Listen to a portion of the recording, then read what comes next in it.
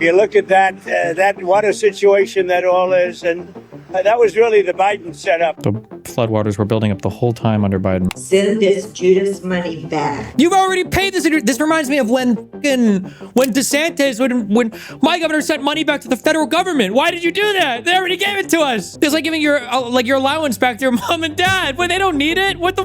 These people know where you live. Look what happened to Stalin.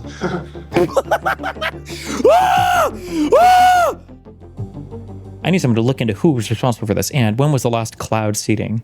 General Mike Flynn. Anyone able to answer this? Damn, wait, really? At least 67 dead in catastrophic Texas flooding. 67 dead. In the, I heard that they announced the flood warning for this at 1 a.m. Is that, how normal or when aren't people like sleeping? Or dying, I guess. Jesus. Breaking news. Reporting live. This is the Alveus News Channel. Please follow us at twitch.tv/Alveus Sanctuary or donate at twitch.tv/Alveus Sanctuary. We're repairing our road because it got washed out by the flooding. Thank you so much in advance for your support. Someone clip that and put it everywhere, please. Rip. Well, not rip. She didn't die. Sorry. I probably shouldn't say rip jokingly when apparently a lot of people die. Or died. Within 45 minutes, the Guadalupe River rose 26 feet, and it was a destructive flood, taking property and sadly lives, Patrick said. He added that the region got 12 inches or more of rain per hour. The situation may still get worse. Letha said authorities believe the number of fatalities could grow. Better angle of what happened to the road. What did it look like before? How is this a better angle? I have no idea what I'm looking at. This looks like a random... This is what our driveway looks like. Nobody will be able to get in and out until we can rebuild the road. Okay, thank you. 11 dead at girls' camp due to the lack of weather reporting. So they brought back a lake in Riley. Jesus. Is that the name of the city? Is Riley? No way, right? You think this will have any consequences? No. If conservatives have to change something with the way that they do things, they never will. Just like with the winter freezing where people were dying. No. I don't think Texas changed anything from its power grid or anything. How is flooding the fault of Republicans? Do they not protect against floods in red states or something? I have no idea. I've heard people say that the cuts to some of the, there's a name for it, but I don't actually know if it would have helped or not. Texas officials slam Trump's National Weather Service for botched forecast. Officials in Texas are casting blame on the National Weather Service for failing to forecast catastrophic flooding that has killed at least 27 people. NWS was among the government agencies targeted by the Department of Government Efficiency in its efforts to gut the federal bureaucracy, losing approximately 600 staffers. After the cuts, the agency, which was already understaffed, began to prepare to offer degraded forecasting services, facing severe shortages of meteorologists, according to an internal document obtained by the New York Times in April. The original forecast that we received Wednesday from the National Weather Service predicted 3 to 6 inches of rain in the Concho Valley and 4 to 8 inches in the Hill Country, said Texas Emergency Management Chief W. Nim Kidd at a press conference Friday. The amount of rain that fell at this specific location was never in any of these forecasts. One thing I'll say, I've said this a lot, and maybe we'll start to see it, I guess, so that's good. There's a lot of stuff that runs in the background of your democracy or your government or your cities that you really just don't realize, and you don't realize how important it is. I can't speak to stuff like floods. I'm sure there's some pre-prep that goes on or priming of emergency services for stuff like this. I do know that in states with snow, for instance, having preparation for snow is like the difference between like 6 inches of snow falling and it not mattering at all versus like 4 inches of snow falling and shutting down your city for, half a day or more. Having the resources online to send a ton of trucks out to like pre-salt roads, to be doing plowing like as the snow is falling, to have like emergency responders available to move cars out of the way because when the first snow happens, everybody acts like they've never driven a snow in their life. Like that is incredibly helpful and can severely ameliorate the issues of dealing with bad weather and whatnot. I don't know in Texas for flooding stuff how much it would have made a difference or wouldn't have made a difference. I'm not sure, but Camp Mystic. What did they call the camp in the Jason movies? Friday the 13th. It was Camp Crystal. Never mind. Okay. Dalton Rice, the city manager for Kerrville, Texas, who also spoke at the press conference, said that the catastrophic flash flooding happened because the skies dumped more rain than what was forecasted on 2 of the river's forks. The flooding has killed at least 43 people. Now that number is past 70, I guess. More than 25 young girls from Camp Mystic, a Christian summer camp that sits near the river, are still missing. That's crazy. That's horrible. Like, what an actual terror nightmare that you send your kids off to camp and they fucking die in a flood. In May, all 5 living directors of the NWS issued a letter warning that Trump's cuts leave the nation's official weather forecasting entity at a significant deficit. In May, an open letter to the American people from all former National Weather Service directors. The 5 former directors released an open letter expressing concern about cuts to the NWS and the agency housing it. This was in May.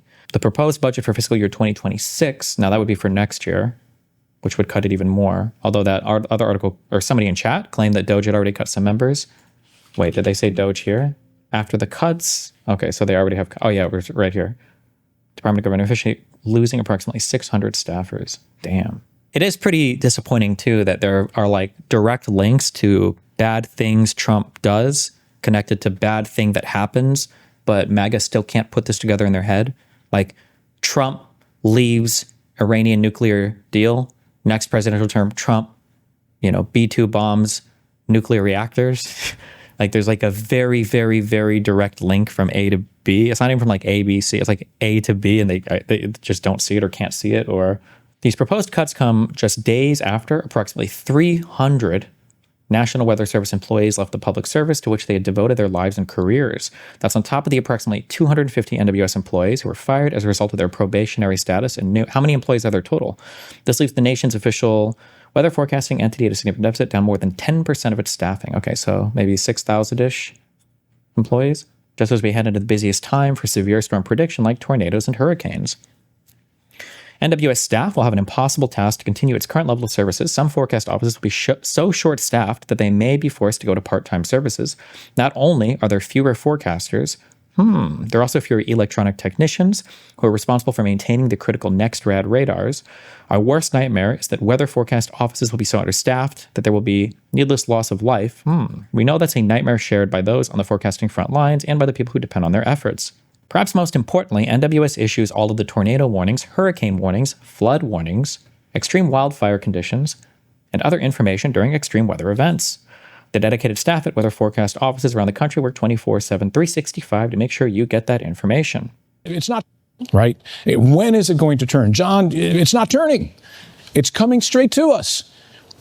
It's going to turn, all right? The turn was never forecast to be on Sunday. The turn isn't even on Monday morning. The turn will come Monday afternoon, Monday evening, into Tuesday. Remember that? That was about 6 years ago. That was Hurricane Dorian, as it was absolutely devastating the Northwest Bahamas as a Category 5, sat over that region for 2 days. It was headed straight west. Lots of people in Florida were concerned the hurricane was heading here. And as you've grown accustomed to my presentations over my 34 years in South Florida newscasts, confidently, I went on TV and I told you, it's going to turn. You don't need to worry. It is going to turn. And I am here to tell you that I am not sure I can do that this year because of the cuts, the gutting, the sledgehammer attack on science in general, and I could talk about that for a long, long time, and how that is affecting the U.S. Leadership in science over many years, and how we're losing that leadership, and this is a multi-generational impact on science in this country, all right? But specifically, let's talk about the federal government cuts to the National Weather Service and to NOAA. Did you know that Central and South Florida National Weather Service offices are currently basically 20 to 40% understaffed? From Tampa to Key West, including the Miami office, 20 to 40% understaffed. Now, this type of staffing shortage is having impacts across the nation because there's been a nearly 20% reduction in weather balloon launches that carry those radiosondes. And what we're starting to see is that the quality of the forecasts is becoming degraded. There's also a chance, because of some of these cuts, that NOAA Hurricane Hunter aircraft will not be able to fly this year, and with less reconnaissance missions, we may be flying blind.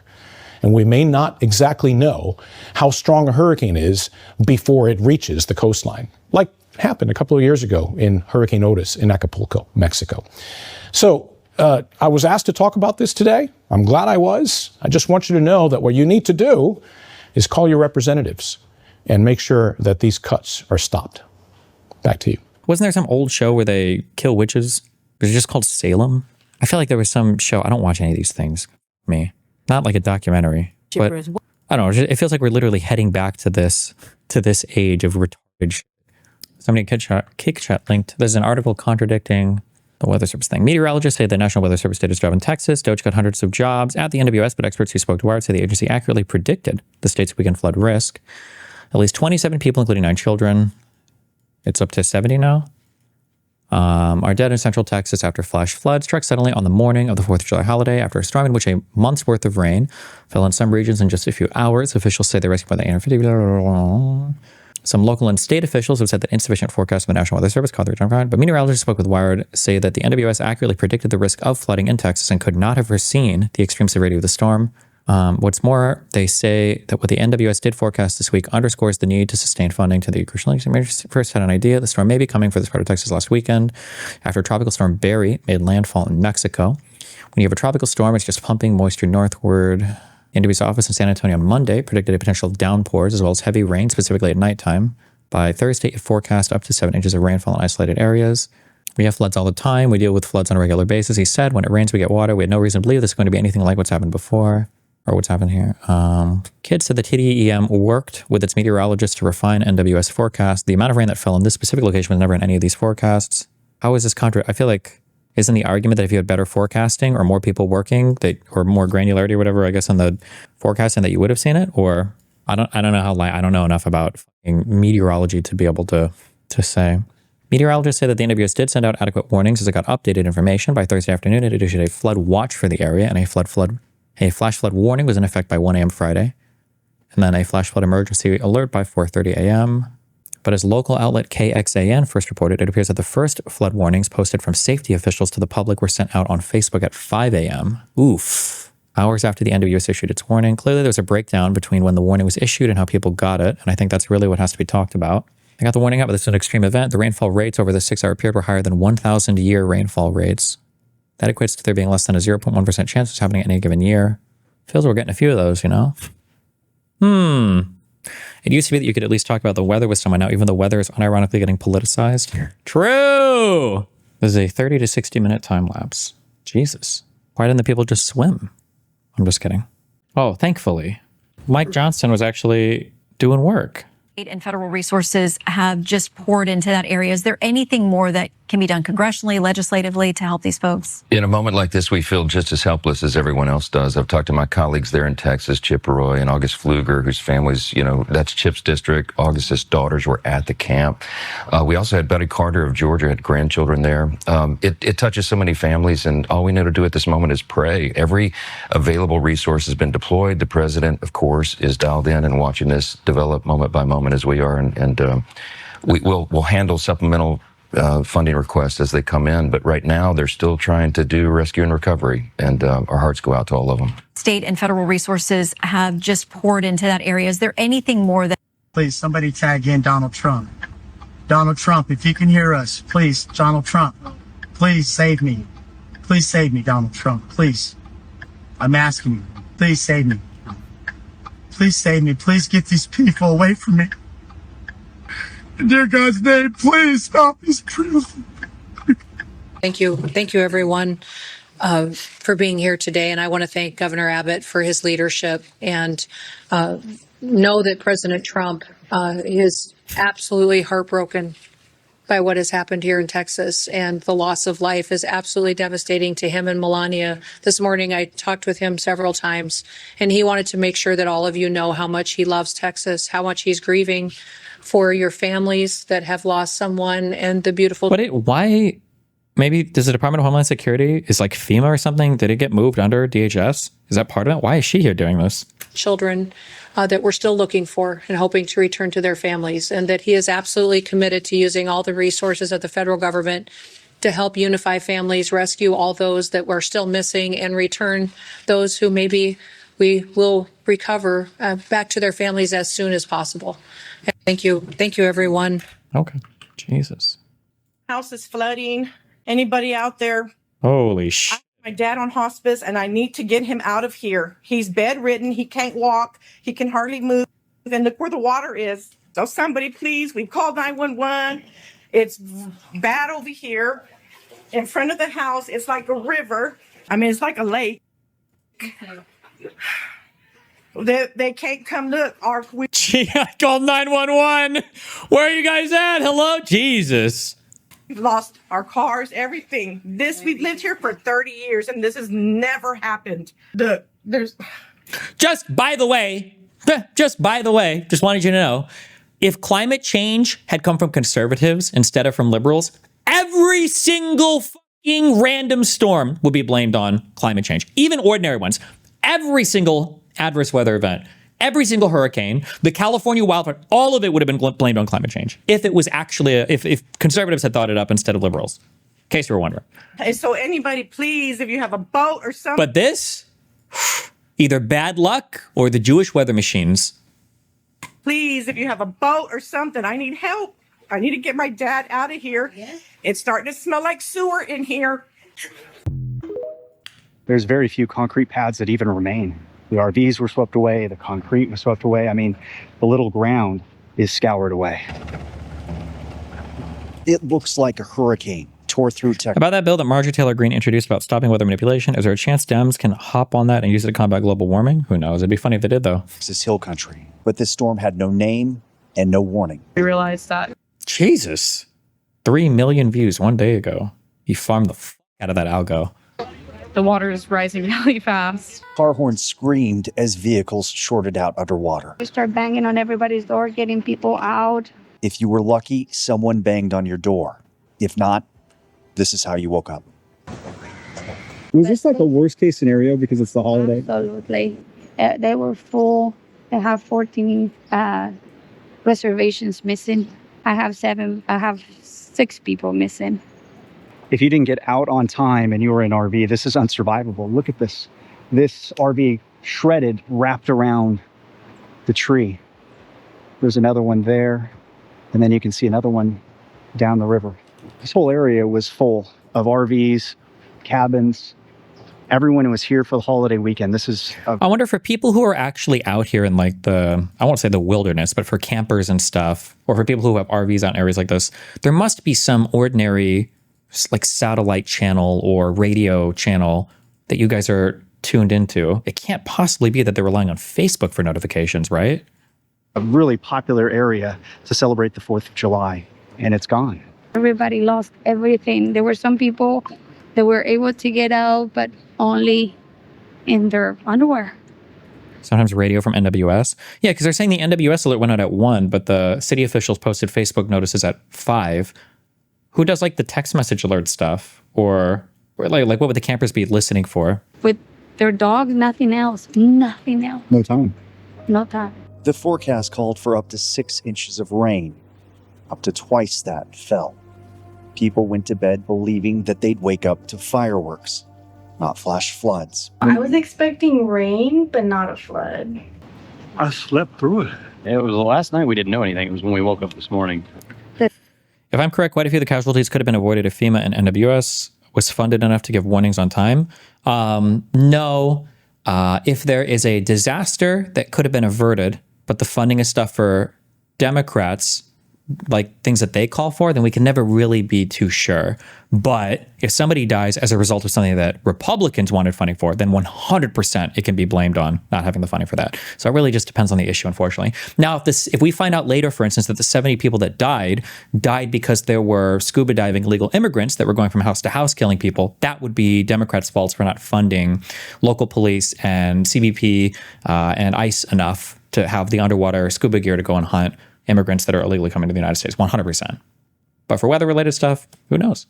The thunder was crazy, and I couldn't sleep. So at 2:30, I started checking because it was just nonstop, and it was hard rain. Along the Guadalupe River, at least 18 summer camps sat directly in the flood's path.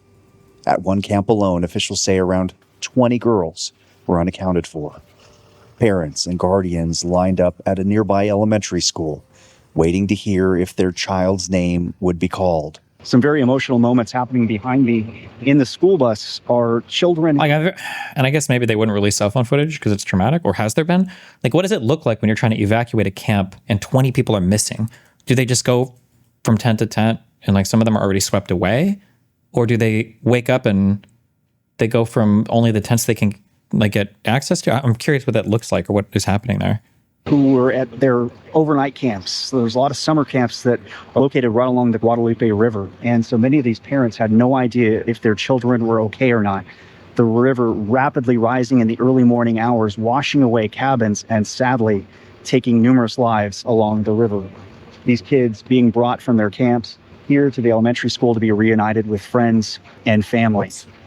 We saw that it had flooded up here and just kind of didn't know. They're in cabin. Well, same question with they're in cabins. Oh, and the not knowing is the worst part. So both her and my son are real strong swimmers, so I wasn't real worried about them as far as in the water. But, you know, I also don't know, like, how far are these cabins from each other? Are these like rowed up? Like you can run from start to finish and like past all of them in 30 seconds? Or are these like a couple minutes walk from each other as well, you know? But that fast is insane.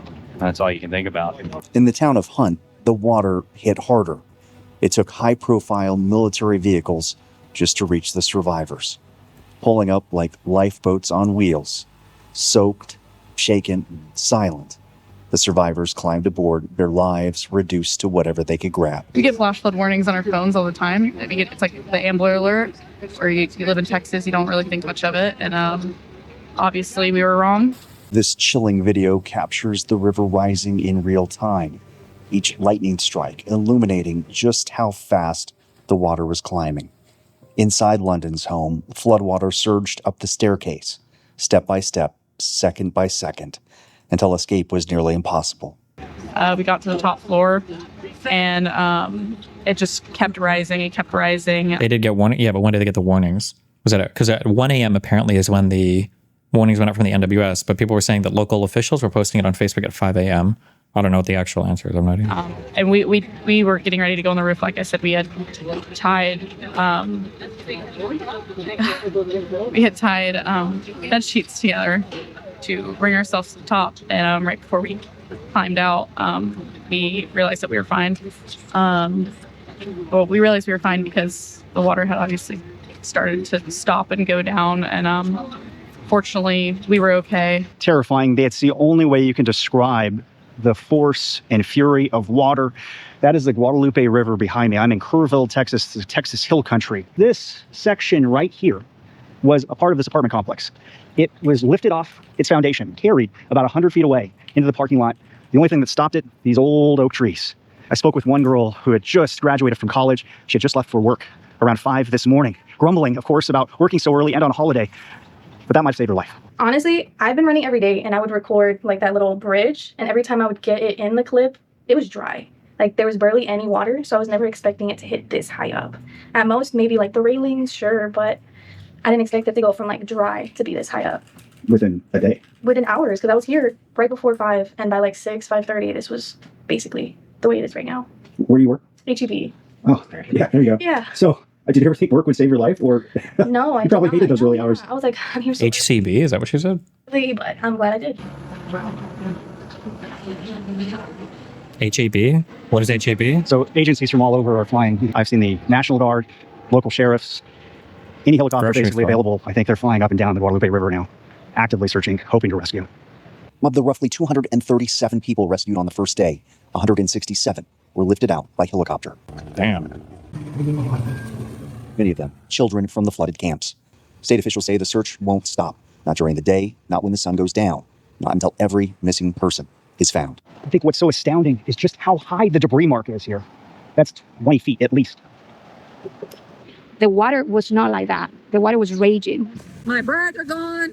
In a matter of 10 minutes, it went from there, maybe 15 minutes, went from there all the way to my deck, right there, all the way, and another 5 minutes to get that way. But it was completely, I mean, I had 2 feet of water in my house. About 4 months worth of rain fell in just 6 hours. The Guadalupe River rose to nearly 30 feet, possibly the highest ever recorded. We don't know for sure because the gauge broke. Make the joke, go ahead. You just see how the ground scoured from the force of the rapids of the water that ripped through here. There were numerous RVs, and they're all swept away. Good job, Brandons. One RV that was down there, that family was swept away. Amazingly, though, the owner of this campground, search and rescue teams were able to get door to door, and most people escaped. Like the catastrophic flood of 1987, campers were caught off guard. It happened overnight with no real warning during a holiday weekend. when families were sound asleep. The Guadalupe is the kind of river that invites you to relax. That's what makes it so dangerous. It lulls you in, then takes everything. It was a perfect storm, and it built a Texas-sized catastrophe. We were really fortunate. Houses are replaceable, cars are replaceable. Really had to work that one in, huh? In Texas, everything's bigger. Even the death toll. Signing out. Yes, my right ear loves this. One more question.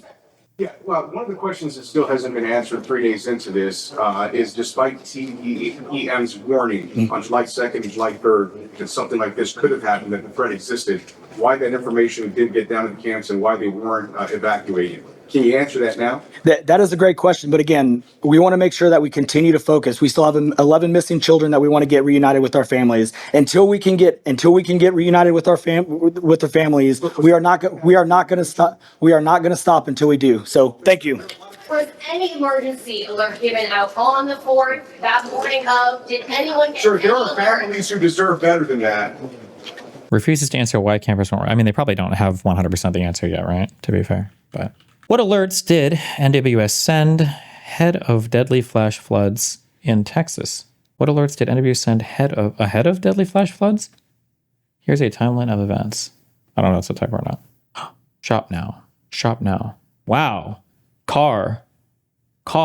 Okay. Let's bring in meteorologist Jesse Huila now, because a lot of folks just want to know why all of this happened, how so many lives were lost. And Jesse, you've put together a timeline of the watches and the warnings and when they went out. Yeah, I think it's really important context, and a lot of people have been asking for that context. Yes. They want to know what the forecast looked like, what did the warning and watch situation look like. So I want to run you down and when exactly. So I've kind of put together this timeline. I went back and looked through all the alerts and all the forecasts, and let me show you what I found here. So from Tuesday to Thursday morning. Now, remember, this happened really early Friday morning in Kerr County, specifically talking about near Hunt, for Camp Mystic area. So from Tuesday to Thursday morning, forecasts from the National Weather Service in San Antonio and Austin mentioned the potential for flooding. So, a couple of days leading up to the event, they were mentioning the potential for heavy rain and flooding.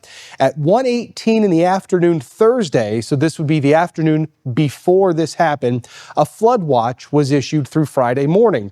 The flood watch mentioned up to 7 inches of rain and the possibility of rivers flooding. Kerr County was included in that initial flood watch Thursday afternoon.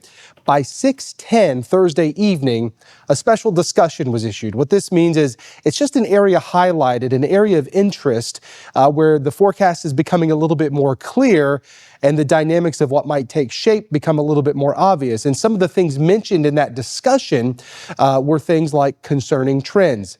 Flash flooding likely, rainfall rates higher than 3 inches per hour. Now we go all the way to 1 o'clock in the morning on Friday. At 1:06 early in the morning on Friday, the first flash flood warning for Kerr County was issued, and this was a unique one in a sense. The tag of considerable was issued with this warning. Now, what does that mean? When the National Weather Service puts in considerable or catastrophic or devastating into these tags or in these warnings, that typically triggers the wireless emergency alerts on cell phones. That, you know how your cell phone will go off during a severe thunderstorm or tornado warning. Tags like that will sound them for flash flood warnings. Well, did it? At 2:28 in the morning on Friday, there was a communication delivered by the National Weather Service saying that up to 5 inches of rain had fallen and flash flooding had likely begun in Kerr County. Again, that was at 2:28 in the morning on Friday. At 3:02 in the morning on Friday, another communication went out saying that a dangerous flash flood event is unfolding in south central Kerr County. We go then to 4 o'clock in the morning, 4:03 Friday, a flash flood emergency was issued for Kerr County. A very small fraction of flash flood warnings actually get that upgrade. This is usually when flash flooding can turn deadly very quickly. I feel like flash flood warnings are kind of a meme. I always ignore them and nothing happens. Are warnings for floods a meme? Because I feel like for tornadoes, I feel like it's the exact opposite. Thunderstorm watches are huge memes. Thunderstorm warnings are kind of memes. Tornado watches are like, ooh, bring out the nothing ever happens guy. And then tornado warnings are like, fuck, we have to get downstairs. Because I think like by the time you get a warning, it means that there's literally I don't know if it's a touchdown or if like a funnel's already been spotted. But like you would never just meme about in a tornado warning. Or I mean, you might, give a fuck. I guess, but I get flash flood warnings in LA, Destiny. We see them as a meme here. But maybe for tornadoes, it might be different than floods, so I don't know. Flash floods are absolutely meme in central Texas. It rarely amounts to anything. Okay. Then by 4:20 in the morning on Friday, the Guadalupe River at Hunt, which is very close to Camp Mystic technically in Hunt, reaches major flood stage. The major flood stage for the river there, 22 feet. It crested at 29.45 feet at 4:35 in the morning. Okay. Apparently Nick got a ton of pushback for his joke. Are lost It just wasn't a very funny joke. right now from a summer camp nearby. Is it Children Week? Younglings, Nick. Okay. They don't have much to live for anyways. It's okay. They have their whole lives ahead of them. Yeah. What? Their whole lives, Bree? That's gonna Bree. When they're older, every job's gonna be AI. Everything they learn is on ChatGPT. Was it a joke? It didn't hit like a joke.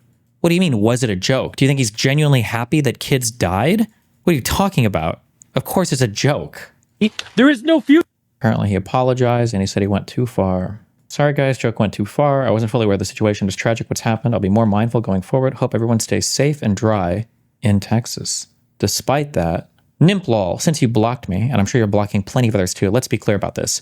First of all, this isn't dark humor. Making jokes about missing children and grieving families who've lost everything isn't edgy. It's disgusting. It's not comedy. It's cruelty. You know exactly what you were doing. This isn't some throwaway moment or the internet, but it's real life. Over 47 people are confirmed dead, including innocent children. More than 27 young girls are still missing from a summer camp. Not the young girls. Their families in agony, not knowing if they'll ever see them again. There's nothing funny about this. There never was. And the fact that you doubled down, mocked the backlash, and tried to hide behind irony only makes it worse. This isn't trolling. It's a slap in the face to the victims, their families, and every person trying to help in the middle of this nightmare. Hold on. How edgy do I want to be right now? I feel like all my people, am I not allowed to say ops? Aren't those your opponents? My ops are fucking up right now, so I should just let them continue to fuck up and not say anything. It would be interesting if we could summon even one millionth of the empathy for any other group of people that we don't like, but you know, I guess it's epic when we deport people and all of that to El Salvador, but donut operator. NIMP response after donut operator called him out for his joke about the Texas floods. We were in the mud looking for bodies all day. Great joke. Are you at Nimplol? Wow.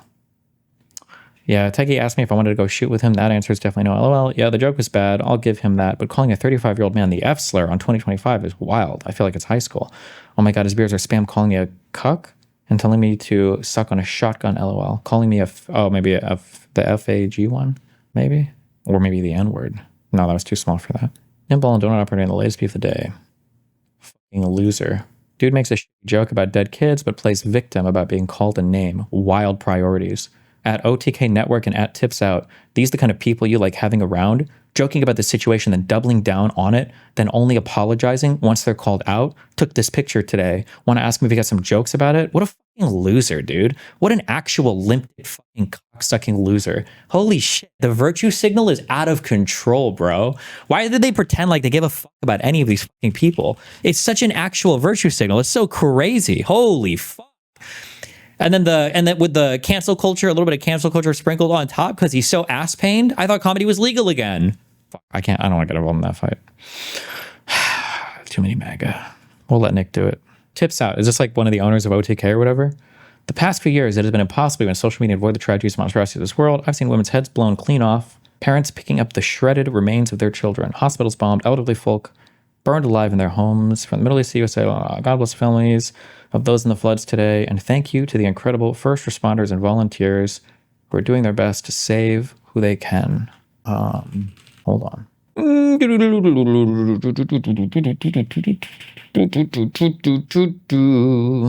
Okay. You know what? Let's do it. Well, let's do a sanity check, okay?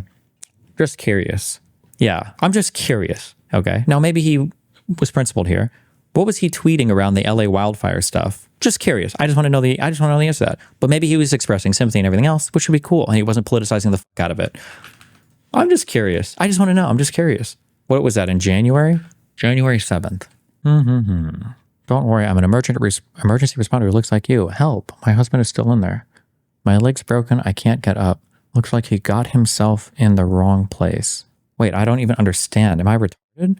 Can someone explain the joke? It's the video and the replies. DEI firefighter. In case you missed the video. Response. You want to see somebody that responds to your house, your emergency, whether it's a medical call or a fire call, that looks like you. It gives that person a little bit more ease, knowing that somebody might understand their situation better. Is she strong enough to do this? Or you couldn't carry my husband out of a fire, which my response is, he got himself in the wrong place if I have to carry him out of a fire. What? There has to be more context around that quote. What? There must be more. Oh, I wonder, we're on massively elevated levels of charity here. I wonder if better, is she strong enough to do this? Or you couldn't carry my husband out of a fire, which my response is, he got himself in the wrong place if I have to carry him out of a fire. that thing of, could you carry my husband out of a fire? I wonder if they're referring to other firefighters. Like, I don't think you could do the job because you wouldn't be able to help your coworkers. You wouldn't be able to carry, if my husband was a firefighter, you wouldn't be able to carry him out of a fire. Maybe that's the only possible thing I can think of. My response is, he got himself in the wrong. What, does anybody have the full video for this? I think I found the full vid. The reality is, you're not one of the boys. You never will be one of the boys, but you can be a good firefighter.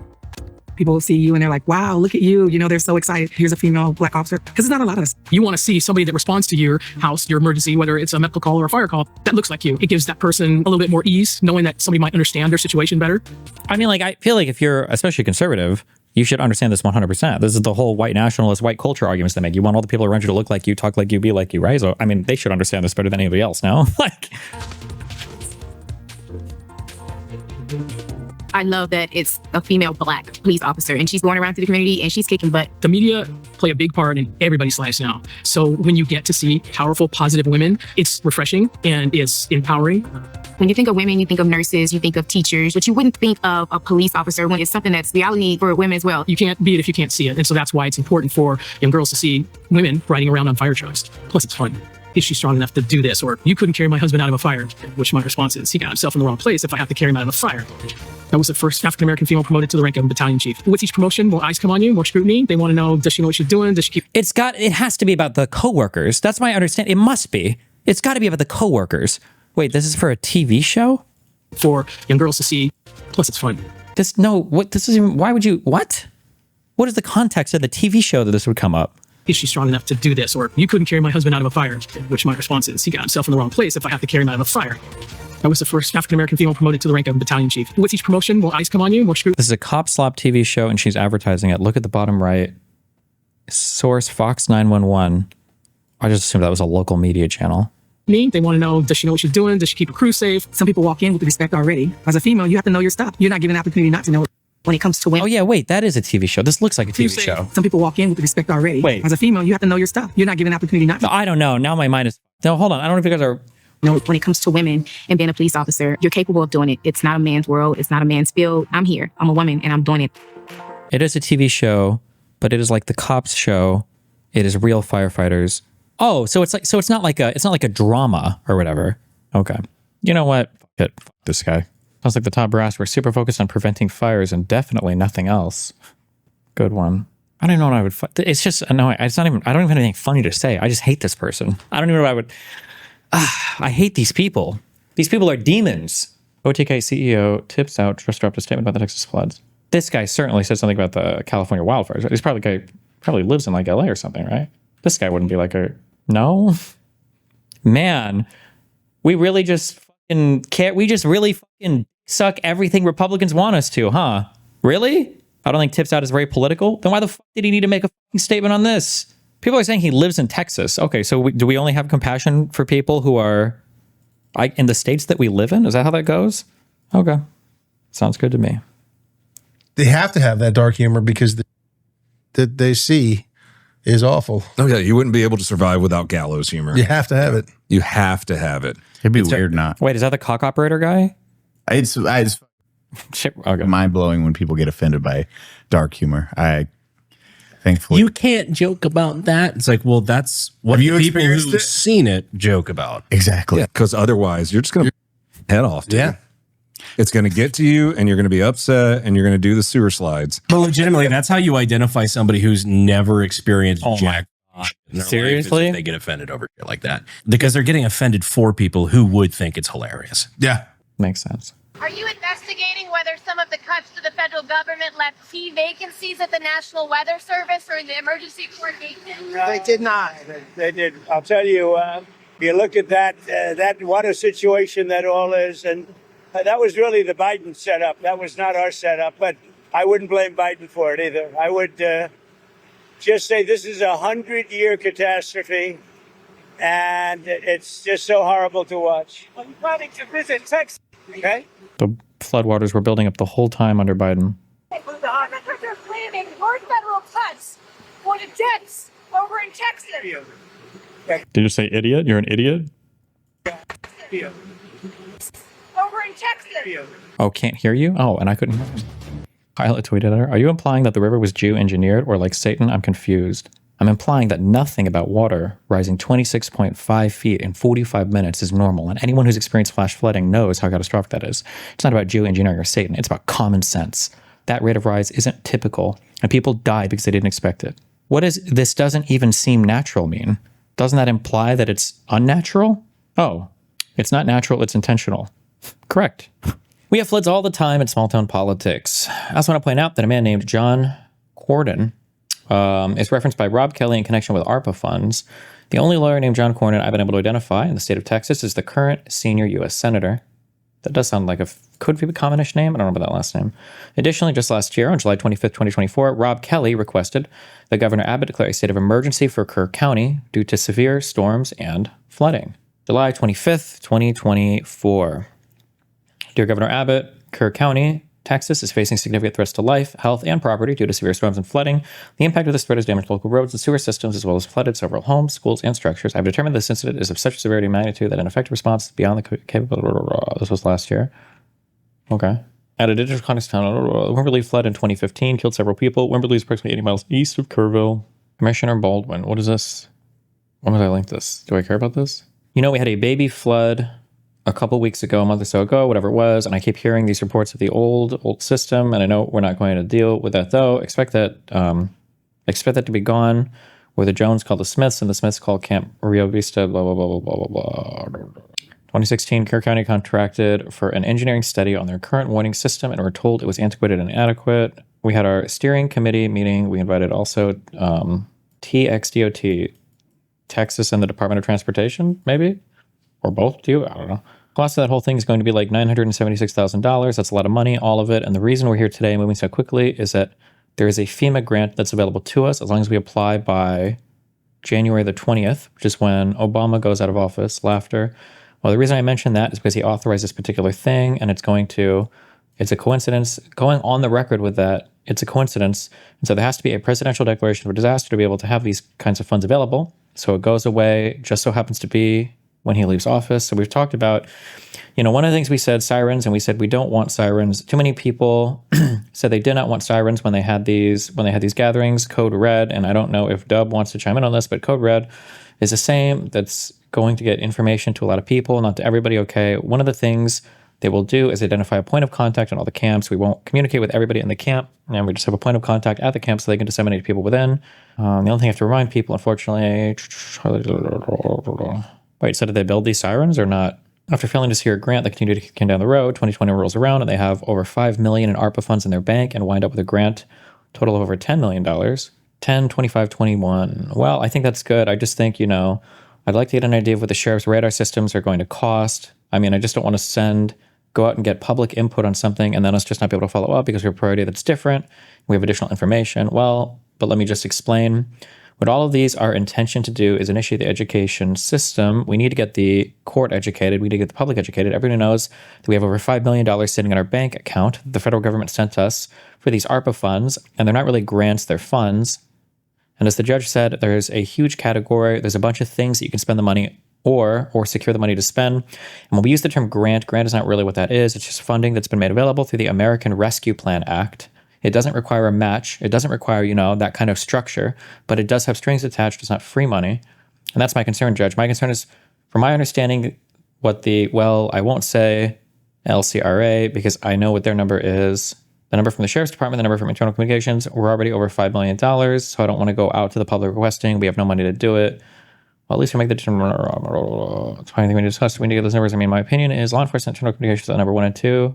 Okay, so they talk about all this. What is this? And they still don't update their flood warning system. The people also didn't want to spend any of the ARPA money because it was tied to the Biden administration. Even the judge suggests just holding on to the money so that it can't be sent to states that don't share their same values.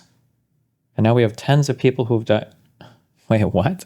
11/08/21. Resident, are you accountable to anyone for how you spend it, or is it kind of a reward and shows your support for this particular program? It's not free money. Being present as we talk. How do we know this? Immediately, unless you want it on the COVID lies and vaccination pressure, you have to send it back. Those are heavy strings, and those are strings the deep state harangue and vilified harangue? How do you say this? Hold on. Harangue, sorry.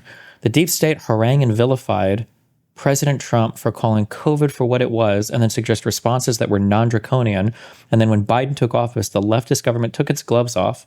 It has lied and lied more about this COVID, about COVID. The temptation is great. You're accountable. And we would like to know where your allegiance is.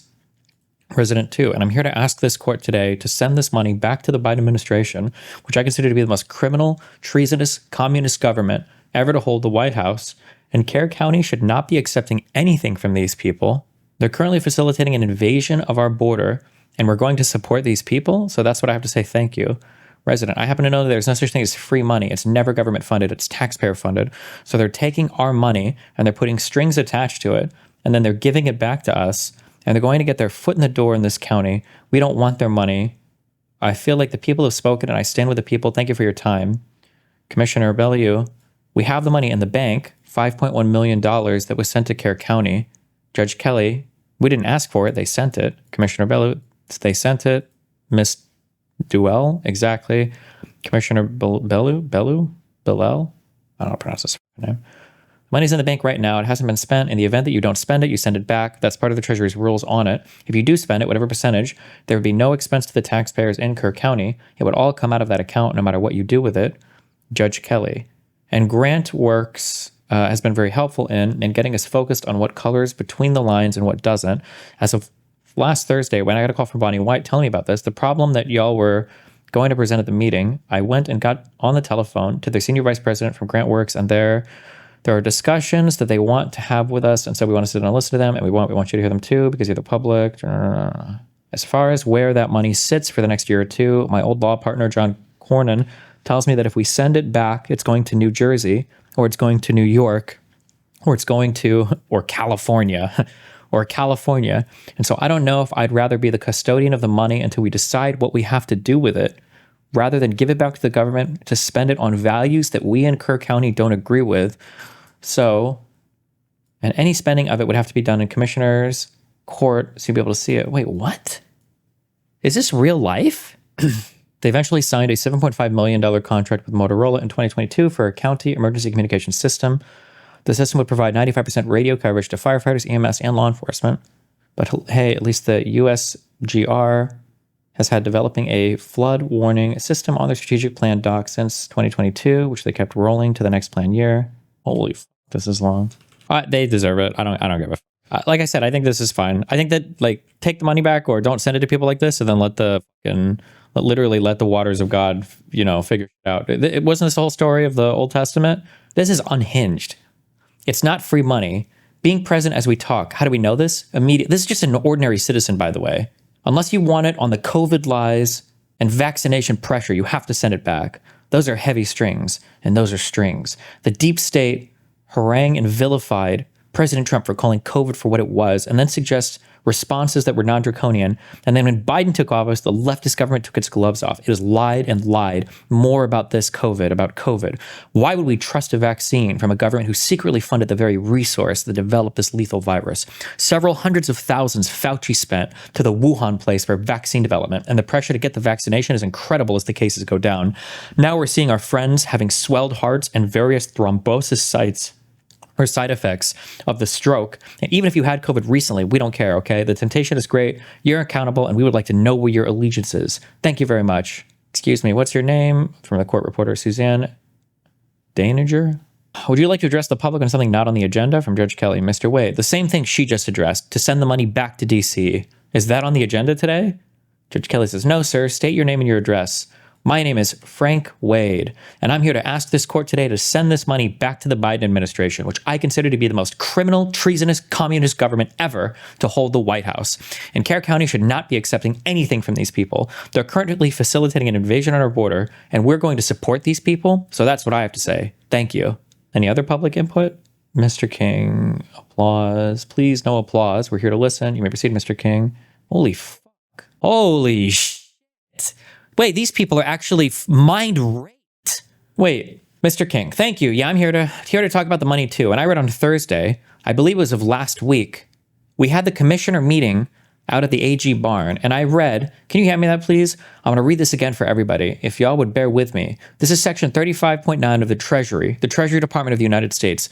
This is compliance with applicable laws, and everyone needs to hear that. Compliance with applicable laws for this money that we, or y'all, signed a contract for.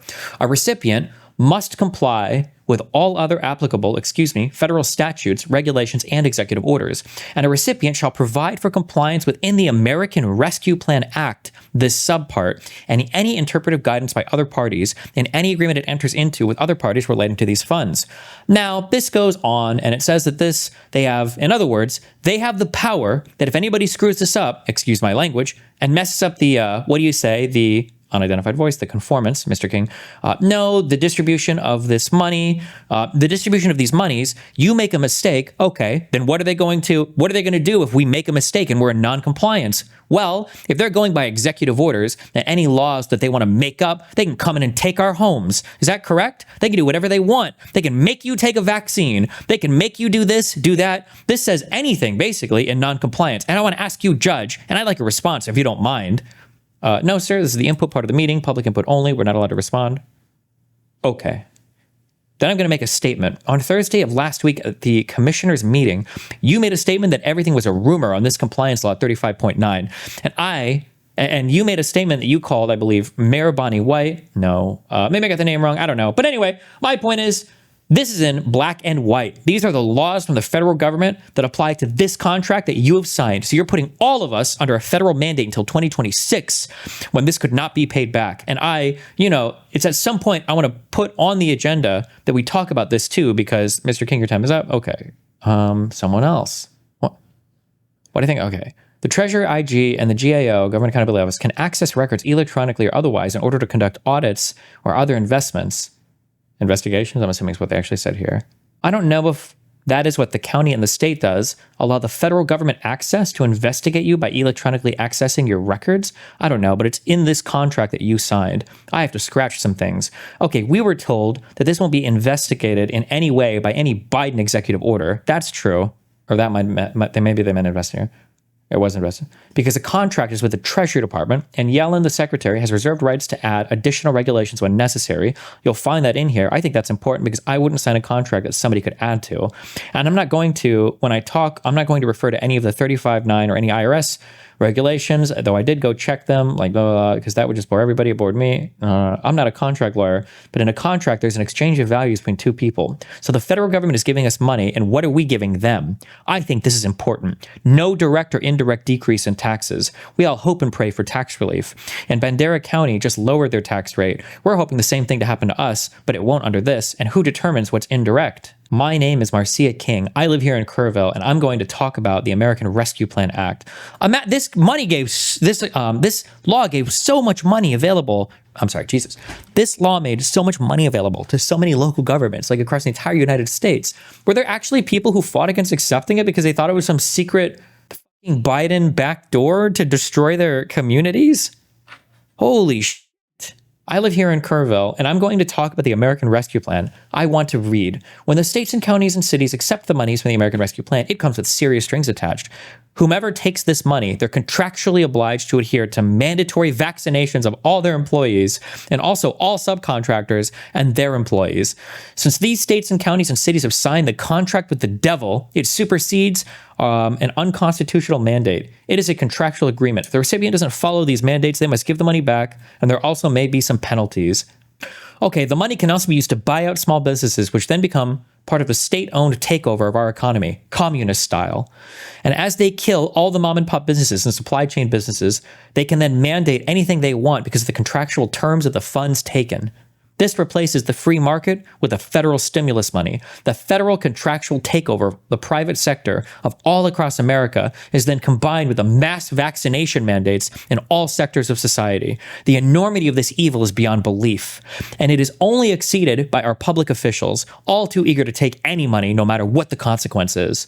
It is clearly imperative that we tell our county commissioners to get this dark money back and not tie ourselves to endless rounds of forced testing, contact tracing, quarantine, and forced vaccinations. This is clearly unconstitutional, but uses this overlay of the fact of contract law. I wonder there must have been somebody, some local conservative evil dipshit, or maybe Joe Rogan did this, like contract law being used to buy and steal people's businesses and homes or whatever. What is the date of this meeting? This was in 2021. I think, assuming that's what the URL is saying. Or well, no, we know it'll be right after that because it's about the American Rescue Plan funds. Our local government and these, if you push back on it in the strongest way, I ask you to send the money back, refund it. We don't need it here. Thank you. My name is Tamara Carson. I'm very concerned about the direction that this could take us as a county. And I'm just asking you, please use your wisdom and your knowledge and understanding of the laws and please apply it to this. I'm begging you. We're landowners here. I was born and raised in Texas. I went to high school in Ingram, and I'm currently running a ranch right now, and all of this will fall down on all of us. Tax is a heavy thing, and I know that there's strings attached to this, and I know y'all know that too, and I'm just begging you, please don't accept this. I understand you've already went through the process, but please, just take a second look, please. That's all I want to say. Thank you. My name is Nikki King. Bro, how many fucking sisters did this dad that he's got? Why are there 500 people with the last name King here? The fuck? My name is Nikki King, and I live here in Kerrville. I'm also a Marine Corps veteran. And we moved here from Virginia because Kerrville was so pro-veteran. Wait, Kerrville is the location where this camp, it was the place where it flooded, right? Not reading some totally irrelevant. Yeah, okay. Would you do a mini elections here for midterms, or would you only study after big elections? I don't know, maybe we would. And I ask that you consider the fact that if this goes through and you hand out so-called free money, which my mama always told me, nothing is free, that you will be then, according to the government, you will then be asking our local law enforcement to enforce those mandates. And that I know at least Sheriff Letha ran as a constitutional sheriff. So I ask that you reconsider accepting this money, like all the previous speakers have said, and send it back and let Kerrville take care of Kerrville. There are numerous other counties that have rejected it, and I honestly don't understand why Kerrville cannot do the same. Thank you. Oh my God. Good morning. My name is Suzanne Harston. I am recently, in the last 13 years, come to the great state of Texas. I left the People's Republic of California back in 2005. I do not want to see this great state or this great county that I live in move in that direction. So I'm begging you, like the other speakers, please do not take this money. Are you from there? Wait, who's this? The one who first says, the Kings are pretty well known in town for having a stick up their asses. They were the worst customer's destiny. I'm Joe Rexick. I believe this is a recording of what you're reading. Oh, holy shit. 622 views. Hearing these people talk, I think would just be infinitely more entertaining. Wait, we won't listen to all of this, but. I think the temptation to be too great for politicians and for this county because it's just too easy. And I don't believe we should take the money. We should not have it. I don't trust our federal government. I don't think that they're truthful with us. And in these days and these times or whatever, we can't afford to make a mistake with this. And so do not take the money. That's all I have to say. Thank you. Let's take a 5-minute recess and come back. Lord Jesus fucking Christ. Wait, is this the same hearing? Wait, this is not the same hearing. How many of these fucking hearings do they have? With people crying about Biden taking over their homes? No, because this was November 8th. And this is November 22nd. What, do they have like fucking weeks of these hearings of people crying about? Breach is likely to catastrophically affect the residents in a county where these funds are accepted. From immigrants, what we teach our children at school. This might include mandates around gun control, property rights, energy usage, environmental restrictions, i.e. the Green New Deal, housing of illegal immigrants, what we teach our children at schools, and I could go on. Just take a hard look at the current administration offering this plan. These are just a few of the arenas where federal... Were there any actual strings attached to the money? I mean, there were. This is part of the reason why there was such that huge surge. If you look at the graphs of like people that identify as trans now, because I think for all of the counties where they accepted this, they did force people to take, at the very least, it was the trans shots, the ones that made you want to be a guy or girl opposite of your born gender. But I mean, other than that, I don't think there was too much of a big deal about this. Overreach is likely to catastrophically affect the residents in a county. What exact language are they even looking at the funding stipulations? I can literally see the entire framework, the entire history and future. I know exactly what happened.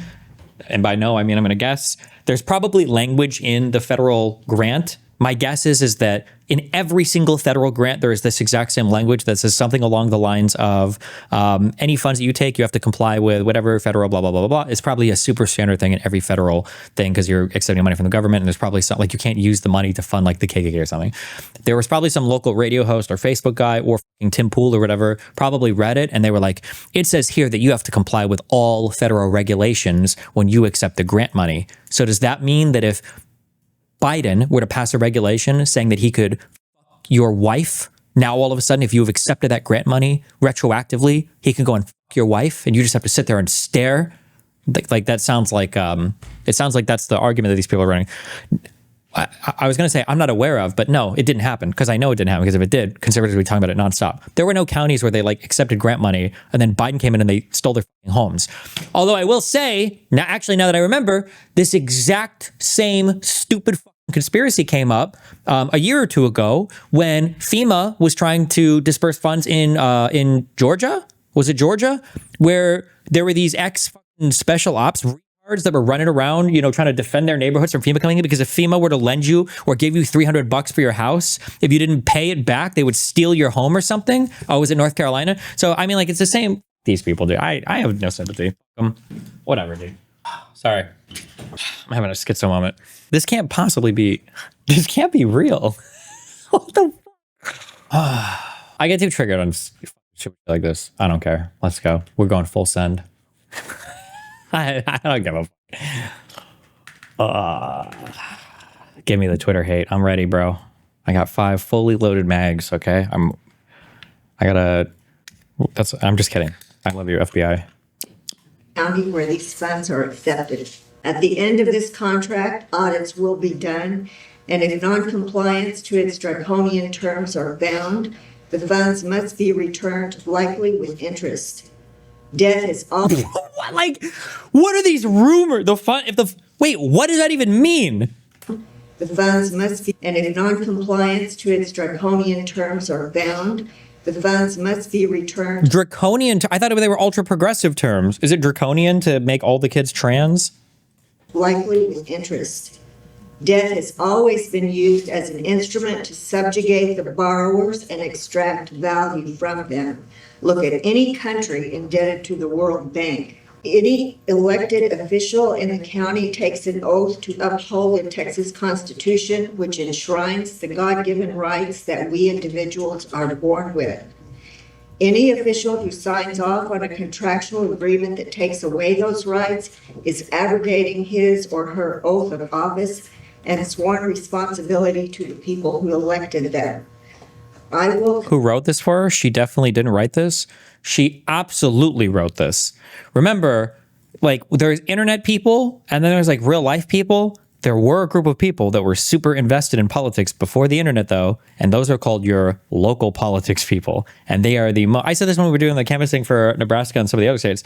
I don't know if you guys just didn't believe me. Local politics is sometimes the craziest politics. It wouldn't surprise me if she not only wrote this statement, she probably helped like friends write statements to come up here and make a presentation too. Like, yeah, she absolutely fucking wrote this on her own. Commit to lend my efforts with those of any others who are interested, if it comes to this, to collect signatures on affidavits, which would hold any county official signing off on these funds personally liable for any damages for abandoning their oath according to the Bill of Rights in Texas and U.S. Constitution.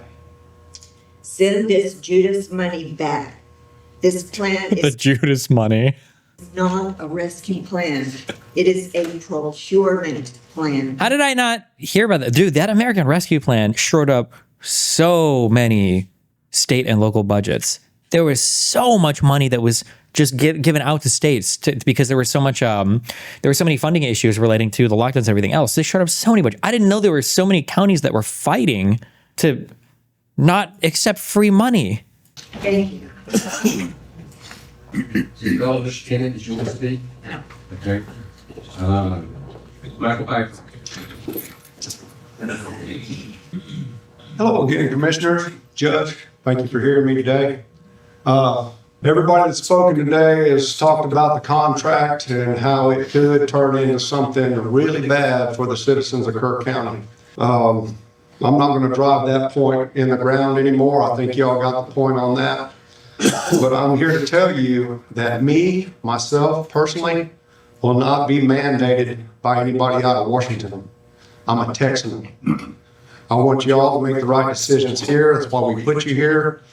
If something comes down from Washington, guys, man, you live in the county too. These people know where you live. Man, look what happened to Stalin. It's not a threat, Sheriff. It's not a threat. That's a warning. That's a warning.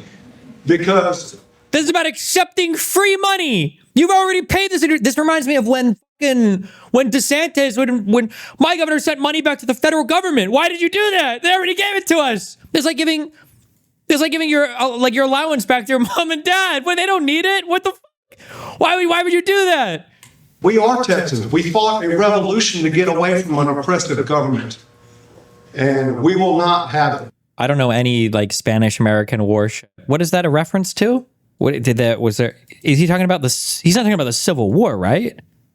Is he talking about? Is there? I don't know anything about the Spanish American War, the American Revolution. No, I feel it's got to be Mexican American War or something. I don't believe that Texas was one of the original colonies. I could be wrong. My geography's real bad. We will not have it.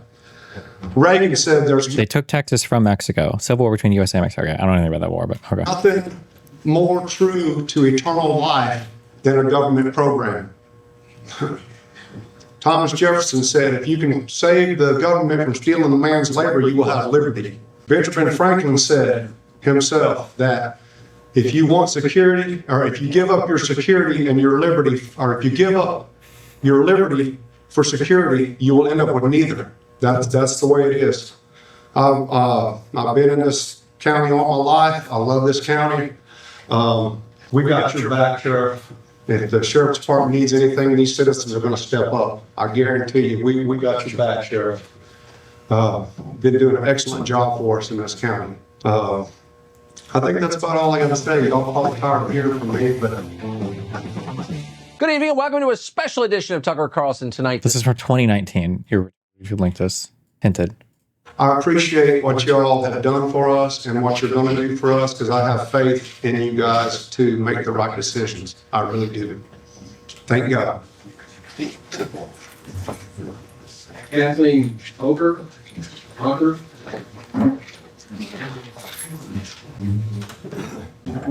Good morning. My name is Kathleen Oker, and I'm a resident of Kirk County.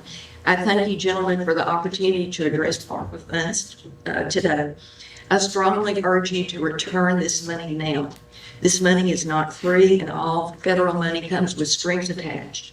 Should these strings be such things as regulations, statutes, executive orders, or mandates, and they would be unacceptable for our county, we would have the opportunity to repay it. Kirk County includes an army of intelligent and competent residents and officials who are quite capable of determining what is best for our area. We do not need Washington bureaucrats making mandates for us to follow. Perhaps the most feared statement in any situation is, I'm from the government and I'm here to help. Please vote to return this money immediately. Thank you. Thank you. Next is Robert. Is it Fearon? I think it's F-E-R-O-N and Fearon. I'm not sure. Robert. That's it, there's nobody else upstairs. Okay. I've got Lori Adams and Todd Kinsey. Okay. Good morning. Good morning. My husband and I escaped from Austin 5 years ago. And we live in Center Point. We're very happy. We're not happy about this ARPA money. Agreeing to the terms and conditions of this Treasury Department funding. By the way, Treasury Department directed, they're in bed with BlackRock. Does everybody know? It's every conspiracy theory. This is what I'm talking about. By the way, all the memes and the funny programs that we watch and the Joe Rogans and the Tim Pools, this is where it ends up. Just so you know, it's not only memes, okay? Well, the only thing your kids can say are because they're fucking drowning, right? When all of your services are failing and your citizens are literally rejecting free money from the government to do shit. This is where it ends up, unironically. The Treasury Department directed, they're in bed with BlackRock. Does everybody know who BlackRock is? Look it up. So this is art of words, so-called relief funds. They come with massive strings. We're all concerned about this outrageous executive order mandating private business to require everyone to be vaccinated. Never mind that many businesses are doing it anyway, regardless of what courts are saying. But what happens when the feds or the president emperor decides that we have to abide by every edict, perhaps tied to sanctuary for illegals, any regulation pertaining to gun ownership and the Second Amendment, or maybe local lockdowns to our economy because of so-called climate control issues? Audits will take place in 4 to 5 years, and non-compliance will mean penalties, including returning money that has already been spent. I don't have time to go into it, but look up Confessions of an Economic Hitman, because that's a playbook for what we're seeing here. Also, if you would, please look up Mike Adams' article about this. The headline is COVID relief funds distributed to cities and states require full compliance with Biden vaccine mandates. Counties can use money to bankrupt and replace local businesses. I've been trying to share that on social media and they won't let me.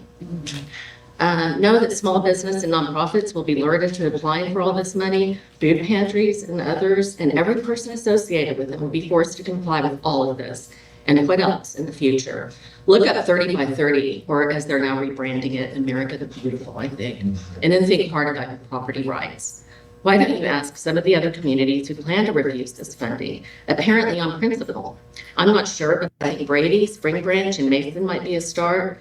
The terms and conditions of this funding are not standard, contrary to what some would have you believe. I can't and would not quote Rusty, our former sheriff, but I think he said something at some point before he retired about not taking federal grants because he might have to jail a man with female inmates because of the man claiming to identify as a woman. I went to YouTube and searched for this topic, ARPA. The propaganda is amazing. I guess people for now think money is free. Let's face it, this so-called rescue plan is bondage. I've heard it called a poison apple and a Trojan horse. That is accurate. But I always think about what my dad, who passed in 2010, when served his country, said. Communism is encroaching, and this country will fall without them finding a shot. Communism? Please face this decision now. Send the money back, and do not enslave the citizens of this county and their children. Kinsey?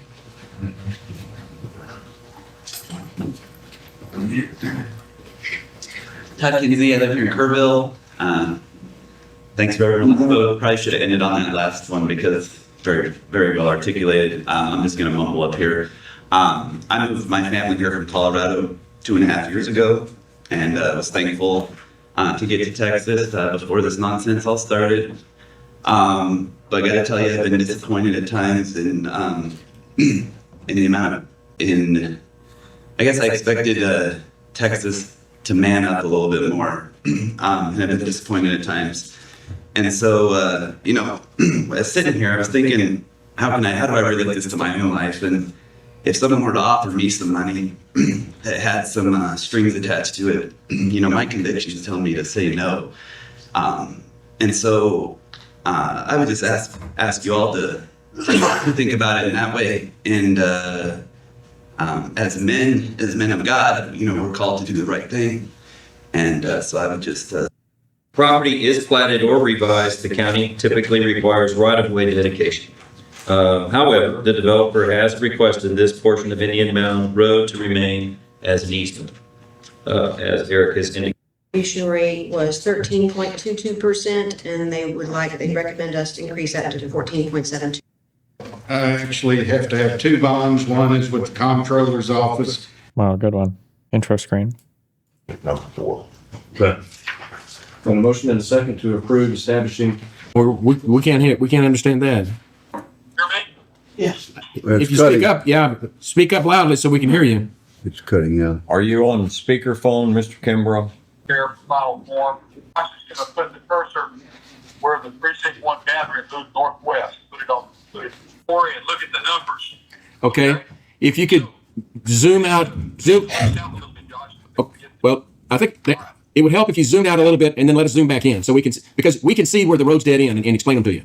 Okay. As I'm looking at, Down, then the timberline starts again. That makes sense. And it looks like it's some right of way over to the west. we're not cutting somebody out. We already had it. They could be talking about a million different things for these. Court will have the results of the community survey. And one of the things that the ARPA funds speak to is that you Oh, there's another ARPA one. really should let your community have input. We may not agree with all the things you want to do, but we would like for you to have at least the input so that we get a little guidance out of it. Okay, and then that list. And then these are the allowable projects. This list, we probably are not going to put this on the website. She's shaking her head. Yeah. You know, well, I mean, we can look at this as we look at the applications later, but it's not something that's on the website. Sometimes let me disagree and let me go for a different direction. I don't see how that helps us at all. Lord. And I think the first step is good for the court to have a discussion, which I thought we were going to do today, on what we believe the source of the funds and types of areas the funds should be used at. Okay, and so I have one point on that to make. Yes. Okay, so to that topic, exactly. I was under the impression that there were 9 categories from the expenditure sheet that were chosen. Not by me. Okay, so let's do that then. And that way, instead of using all of this information and opening it up for everyone, you can narrow down the project list. How's that? Would that help? That would help. And you would be responsible, you guys, you 5 up there would be responsible for narrowing down the list. Would that work? Let me ask you a question. Does this funding require the public process that we described this morning? No. I think the funding does not, there's nowhere in the law that says you must have. What specifically was this money meant to be used for if it had passed? My understanding is the ARPA funds could be used for a huge range of things. You could use these on like fucking almost anything. But one of the things that had been spoken about, I guess, for a while was having like a big like a siren warning system, I guess, for flood stuff. But they kept kicking the can down the road on this because they didn't, I guess, have the money initially to do it. But I don't know if they ever, did they just never spend any of this ARPA money at all? Or did they, is there a way to find out, like to track ARPA funds? The people didn't want to spend any of the ARPA money because it was tied to the Biden admin. Even the judge suggests just holding on to the money so that it can't be sent to states that don't share the same value. Oh yeah, that was the. As long as we're transparent.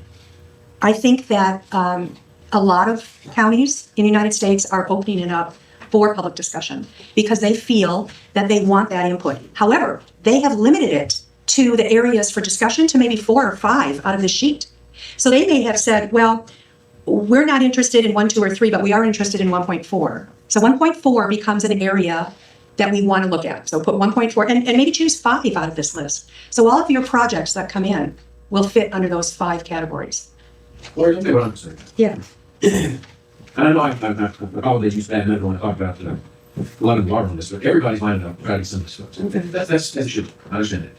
I'm worried about what is not eligible for these funds because that's where the callback exposure is.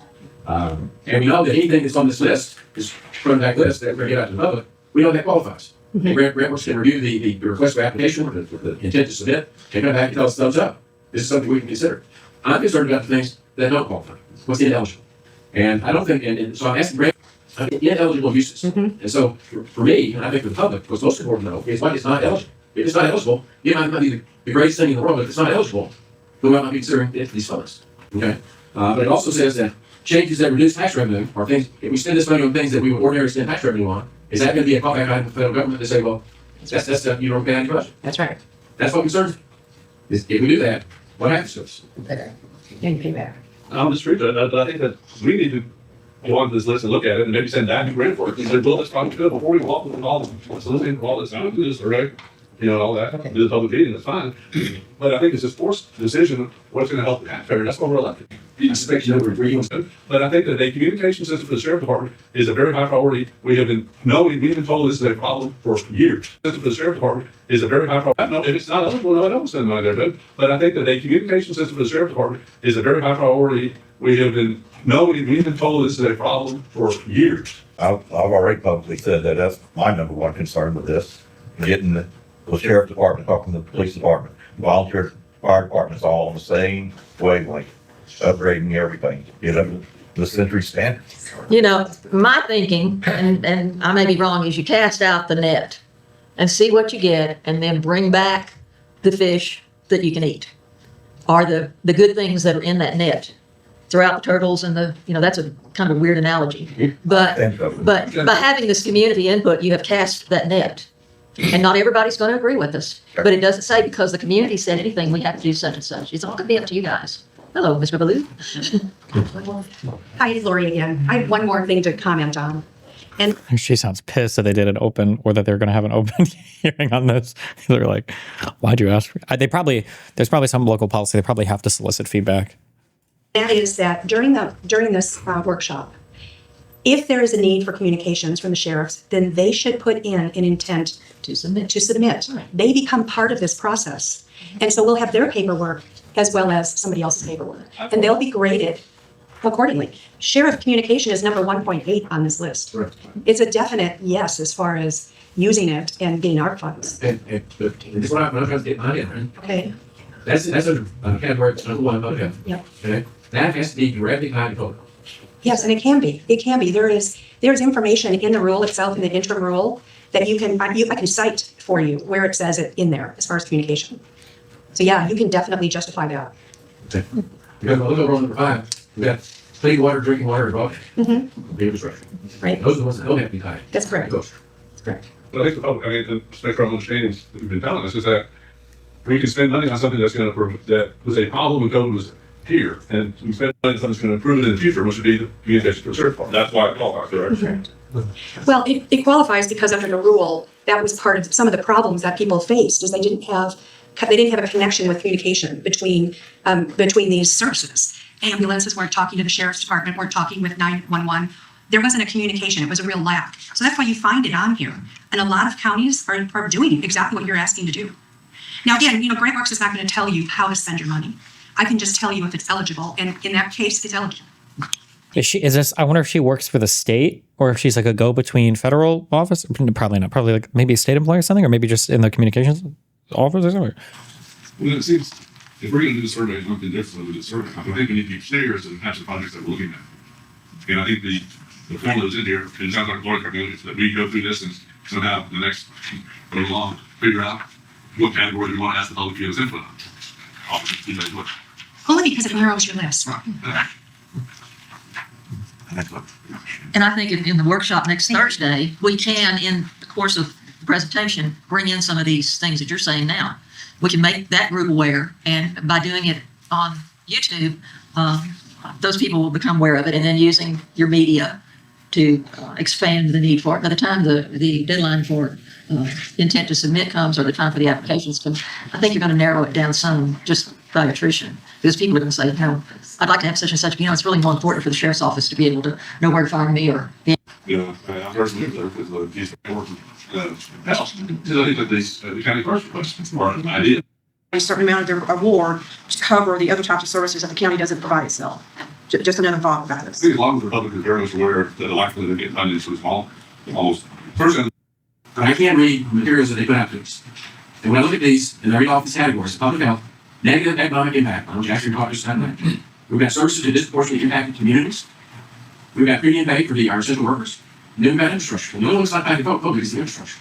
It's pretty clear to me that Congress somehow intended for us to use these funds for more than just supplementing the county's needs. Yes. This is just not about the county gets the money, so we're going to pay what needs to be done on county money. Because I don't want a callback. And so I'm expressing my concern now. Don't let us go down the wrong path. If we do this, are we going to be criticized for it? And I can tell you, if we don't listen to all the public's needs, I think that's going to subject us to criticism. I think we're pretty transparent. I have no problem with the survey. I just want the expectation to be real that the likelihood of getting funds is pretty small in my opinion, and the requirements, if you do get some, are going to be pretty onerous. And that's fact, because that's what the government works on these programs. I mean, the department's just tough. And so we go out on doing it. And The money is there, and we could come back to that at some point. Okay. It's on the list, we can use it at any time. Okay. All I see is, we had that conversation with Dukes, and we had that serious shortage. Right. And I don't know if everyone wants to get an application or not.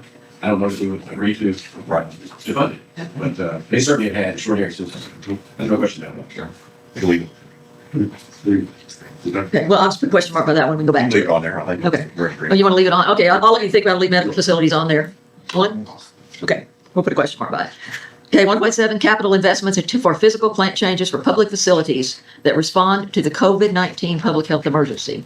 We've already done that. guidance. I'm not aware of any pending things like that. Yeah, I think this is not full behind all this, because it's Okay. possible. But, as an example, are we talking about the Hooker Event Center, improving the ventilation or electrical in the one room? That's the kind of thing it could be. Only because it's an evacuation center, Right. potential evacuation center. Yeah, emergency Cool. operations center.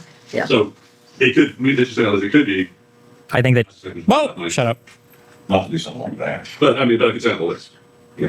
Well, the other thing, let's take a hypothetical. The Methodist Church provided a place for people to come and get their shots for weeks and weeks and weeks and weeks. Could they come and make a grant application for their staff and their utilities costs during that time? Well, this is capital investment in this point, so there's other categories for that. Yeah. But this would be for more. Okay, so we're leaving that one in? The question on that is, what about internal communications in the courthouse? I think this meeting is just these people must be compliance workers with the local government and the people here asking questions. Not people. These are, I guess, the commissioners or whatever, are just figuring out how to apply or do all that shit. Okay, whatever. President guts all of the early warning systems and the weathering forecast abilities of the government. These are the results that we're going to start to see on a daily basis. The incident comes as the Trump administration is making deep cuts to weather forecasting services. We're also learning that there were significant staffing shortfalls of the National Weather Service's offices in the region. I don't think it's helpful to have missing key personnel from the National Weather Service not in place to help prevent these tragedies. The White House correcting the record. The National Weather Service provided early and consistent warnings. They gave out timely flash flood alerts. There were record-breaking lead times in the lead up to this catastrophe. There is ongoing flood monitoring, and these offices were well staffed. In fact, one of the— I'm so curious. Can we take that one step further then? So then, was it like the camp counselors, or what happened? Like, who are we blaming here for this then? Or was this just a totally unavoidable disaster? I bet it was the goddamn teenage camp counselors were probably fucking each other back in the tents when the kids were drowning. Who gets it? Who's there? I was going to tweet a joke about that, but I feel like nobody actually saw Jason 1 or whatever. The offices was actually overstaffed. So just take it from me, politicizing weather events is not good and it shouldn't happen. But this happened, Jesse, and great to have you back. Around 4 a.m. The origin story for Jason for Friday the 13th was supposed to be I think he was mentally retarded or developmentally disabled, or he just looked weird kid, was at Camp Crystal. And then he falls into the water, but the teenage staff are so busy fucking each other, I guess, that he drowns, and then he comes out of the water later and he kills them all. a.m. when everyone was asleep, the river was rising, there was a torrential downpour, so the conditions were absolutely horrendous. Yeah, Dan, we're praying for the family. Crystal Lake? I thought it was Camp Crystal. Oh, no, it might be Crystal Lake. My bad. And hope they do find some survivors. There's a school of thought in the left that says the more people you have, the better results you get. I don't know about that, because imagine this show was called The 10, and they blew up the table, and everybody talked. You'd never have time for Animals Are Great, and they'd have to pay these people twice as much. They call that CNN. They call the boxes. Yes, exactly. Or look at I think they call it the golden age of Hollywood. Jessica, pay attention to this one. Back in the day, they had one studio head, okay? And he was the risk taker, made all the decisions, and he had an army of writers, producers, and directors. So he'd approve a script, they'd get it up, and all of a sudden, box office hit. Today— His mom killed the dudes? Oh, shit. Did she? Oh, you might be right. Oh, I gotta just my Jason lore. Because the mom is she actually alive at the end? Or is she like a hallucination from Jason's mind? I don't remember now. That's the sequels? And the first one that is? Okay, I don't remember then. There's, I don't know, an army of executives. They have so many people making decisions that nobody— It's confusing because the lore got retconned in the sequels. Yeah, I only follow the official lore established past Jason X, so. Decision ever gets done, so they just have to reboot old hits. Like, that's why you have Jurassic Park 17. Stephanopoulos should lose his job. This guy's already cost Disney $20 million. He's making about $20 million, and he's got to go because he says that they're understaffed. Now, with the resources that ABC has, they could make one phone call and find out they had plenty of people. But Politico, with a fraction of the staff, gets the right answer. So this guy's going to get iced out for the next 4 years. No one's going to touch him, and he's just dead man walking. These people have emotional problems and bad religion. Let me give you an example, Jessica. I will fund an Alex Jones of the left. I want to get some fat dude to go down there and talk about who are these kids? Where are they at? Are they crisis actors? What's going on down here? I don't know. Were any of these kids real? And it's good to be back around the table. This climate change thing is a religion to these people because they believe that weather is punishing us for being a rich and successful and prosperous nation. And all they need to do to appease the rain gods is to have everybody use their sacred things like solar panels and stupid cars. And Like, this sounds like a bad movie. This is a bad movie script, right? Where the authoritarian or weird, like, fasci dictator guys are like, and the left wants us to believe that nature is punishing us just because we're rich and successful, and they want us to use green energy to steal all of your cool things. Example, Jessica, and it's good to be back around the table. This climate change thing is a religion to these people because they believe that weather is punishing us for being a rich and successful and prosperous nation. And all they need to do to appease the rain gods is to have everybody use their sacred things like solar panels and stupid cars and windmills. And that's what's going to save lives. All right. And then you have people that blame everything on Donald Trump. So if they get fired, if they stub their toe, if there's a virus, it's his fault. And so you're walking around and dealing with people that are like suspicious pagans. All right. Suspicious pagans. As we just read through hundreds of lines of citizens speaking to the Kerr County Commissioner's office about how they're worried that Biden's communist ARPA bill is going to come and steal their fucking homes because they wouldn't inject trans vaccine dicks into their little fucking children. Are you serious? Give me a break. Everything they see as a conspiracy. They're superstitious, but we're not in this anymore. Seriously? Everything that, like, it's not, this isn't even, it's not, this is a joke. This is a joke. We're like, people are, this is a joke. He knows this is ridiculous. Everything's a conspiracy to these guys. Like, suspicious pagans. All right. Everything they see as a conspiracy. They're superstitious, but we're not in this anymore. We used to have to battle these people. We are in an age of common sense. Jessica, I will go to you next. You don't have to, you can choose to comment on whatever you want, but it is good to have Jesse back around the table. I do think it's a little wild. And when it comes to certain news stories, it's let's wait, let's get all the facts, let's see. But if it's a blame Trump, they're like, all systems go. Well, you could actually do that for any Republicans story. too, So, yeah. writ large. Take it from me. Listen, this is one of the more devastating stories that I think we've had to cover as a mother of two daughters that are going to go to camp at some point. I cannot even imagine what that feels like. I've been reading the testimonials, especially about the fathers and grandfathers that are walking around that camp looking for a thermos with their kid's name on it or some sign that they were there. Maybe they find a body of another camper, maybe they find their own child or grandchild. Unimaginable. I'm so sorry for them, and I'm sorry for anything that Lance agreed to another interview without preparing at all. This time debating Jesse Singal on his Atlantic article about trans youths. That's going to be a actual fucking E-rape event. Like, might get censored off the internet, needs to be uploaded to Pornhub. Jesse Singal is literally, I would need days of prep to do a debate with him. I'm not even sure how far apart we'd be, maybe, but there's zero chance that Lance has opened a single study of anything in his entire life. Me hurt that any comments. Oh, wait, he's debating right now? Or they already debated? Strategics could change their stance on that, but as of right now, every major medical association in the United States agrees and strongly supports gender-affirming care. They don't strongly support it. So they all use different language. Some of them will say, like, in the case of well-assessed youth or something like that. In the case of the AAP, they put out a 2018 policy statement where this one guy, Jason Rafferty, he wrote it. And usually when you have a statement from a medical group, you want it to be like the statement of the whole group, right? Not just one guy or like a committee. So this was an unusual case where one guy... That's a 2-hour thing. ...about this tragedy has caused these families. I don't think that talking about preparedness or what might have helped qualifies as impugning the memory of those that have been lost or detracting from the thoughtful conversation that needs to take place, because this river has been flooding for a very long time. There are a number of instances in this. And we were here around the table when Hurricane Helene struck, and I did not hear Jesse Waters, who I'm thrilled is back around the table, saying that Donald Trump should stop spreading lies about the Biden administration and the FEMA funds. Trump came out and he said, they're giving your FEMA dollars to illegals. They're housing them with your FEMA dollars. Then he said, you're only going to get $750 from FEMA, which was a complete lie. And there were Republican officials who have testified to the fact that people did not get their FEMA assistance because of what Trump and other Republicans were saying. You also don't need to trust or go to Democrats to politicize it. You can look at this GOP state rep, Wes Burdell, who said that he would have voted differently on a bill that was before the House last year. I think it was House Bill number 13, that was going to add more money for disaster response and better alert systems, radio towers, et cetera. There are over $54 billion in identified needs in terms of disaster resistance when it comes to these kinds of flash floods that state officials are asking for, and the GOP legislature has rejected them. That is something that they can work on to move forward and hopefully avoid a tragedy like this again. And well, Kellyanne, I think one thing that we always are constantly reminded of, especially even with Hurricane Helene, is that state and local governments are the ones that are on the front lines of defense, and the federal government can help, but they're not necessarily the ones to blame. That's right. They're on the first level of defense, but they're also the ones who tend to issue the warnings and then go out to rescue and recover. I mean, the left is very culpable in this one, Jessica, respectfully. They have this playbook now. Number one, blame. Write up your highlights for the next peers panel with those tweets. They can't wait to invite you on. I'm going to be honest. This was the first one I skipped. I knew you wanted to bring, I didn't even want to do it. And I was tired. It. But they messaged me twice this morning and I was like, oh, actually, there also was, they were doing the construction on my balcony today. So it was realized I'm going to do it. But I was like, I'll lose my mind if I go on and have to sit here next to all these fucking ghouls. I actually can't do it. I might actually die. My heart might explode. I don't know if I could handle it. Trump. Number two, lie in the service of blaming Trump. Refer to number one. And number three, give us your thoughts. Never even your prayers. Why aren't they out there helping with rescue and recovery? Why aren't they looking for the thermoses? Why aren't they crediting lifting up this hero who saved the lives of 168? Why isn't he a household name? Trump, Trump, Trump, and everything. And it turns out all of it's just a lie. Diana Bash, George Stephanopoulos, Al Sharpton, and other Democrats in the media. Al Sharpton? What year is it? I haven't heard that guy's name since Rush Limbaugh used to complain about him all the time. Jesse Hy Jackson, and then he would call him, and then what did he have? Reverend Al Sharpton.